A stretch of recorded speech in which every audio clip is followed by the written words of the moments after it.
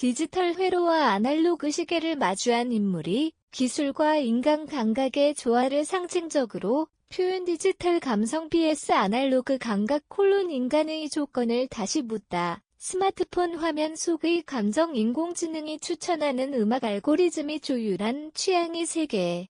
우리는 지금 디지털 감성이라는 새로운 형태의 정서를 경험하고 있다. 그러나 이 감성은 과연 인간적인가? 혹은 인간이 만들어낸 또 다른 기계적 감정에 불과한가? 기술의 발전은 인간의 일상을 편리하게 만들었지만 동시에 인간의 사고와 감정의 구조까지 변화시켰다. 감정은 데이터화되고 관계는 플랫폼화되며 사유는 알고리즘에 의해 유도된다. 그 속에서 인간은 점점 더 효율적이지만 덜 감각적인 존재로 변해간다. 인간의 조건이라는 오래된 철학적 질문이 다시 소환되는 이유는 여기에 있다. 기술이 진보할수록 인간은 오히려 자신이 무엇인지를 더 깊이 묻게 된다. 디지털 감성은 기술이 감정을 모사하고 재현하는 능력에서 시작되었다. 인공지능은 이제 인간의 표정, 목소리, 문체, 심지어 예술적 취향까지 분석해 감정적인 반응을 설계할 수 있다. 챗봇은 위로의 말을 건네고 AI 작곡가는 인간보다 더 감성적인 선율을 만든다. 그러나 여기에는 근본적인 질문이 있다. 그 감정은 진짜인가? AI가 만들어내는 감정은 감정의 형태를 흉내내지만 그 내용 대시 경험으로부터 비롯된 내면의 대시은 결여되어 있다. 인간의 감정은 체험과 기억 그리고 시간의 누적 속에서 형성된다.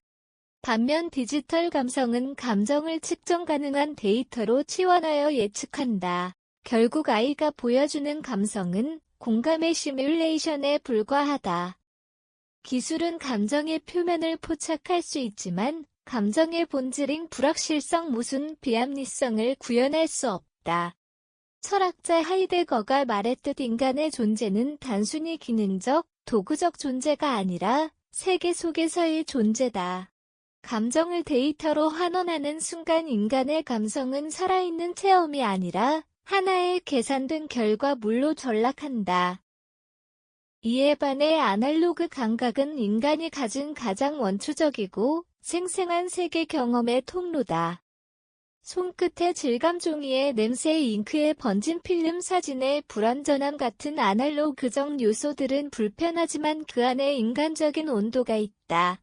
철학자 바르트는 사진을 죽은 시간을 붙잡은 흔적이라 했다. 디지털은 완벽을 추구하지만 아날로그는 결함 속에서 아름다움을 찾는다. 인간의 감각은 이 불완전함 속에서 존재의 의미를 되새긴다.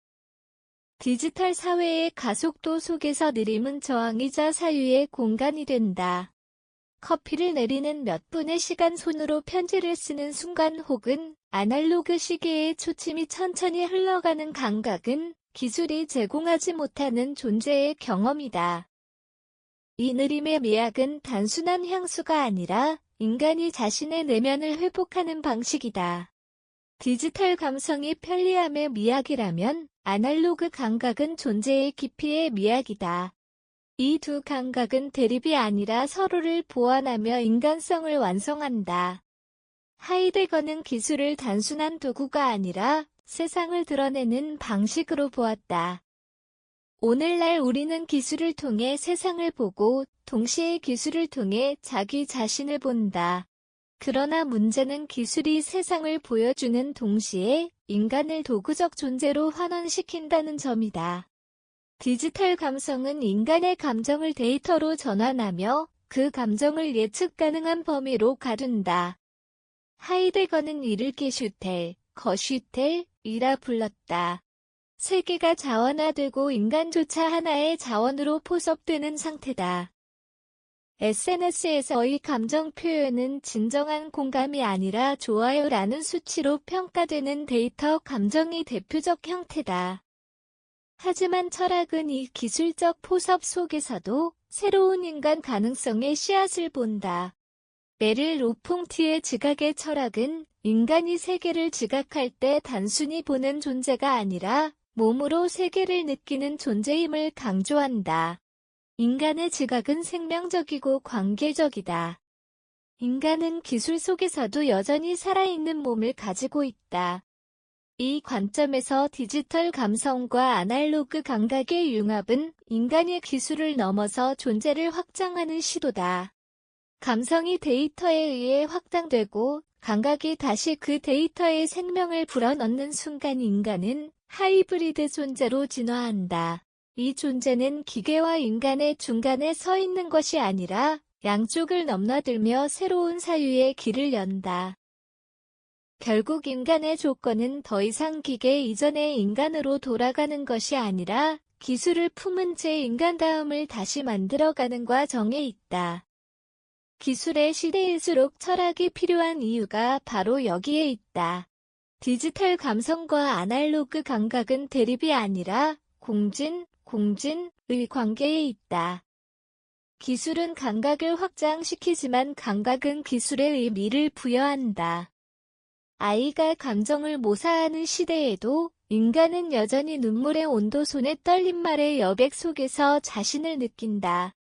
인간의 조건이란 결국 기술 속에서도, 감정을 잃지 않는 능력 속도 속에서도, 느림을 선택할 수 있는 자유 데이터의 시대에도 타인을 공감할 수 있는 감각을 뜻한다. 하이데거의 경고처럼 인간이 기술의 도구가 되지 않기 위해서는 사료가 필요하다.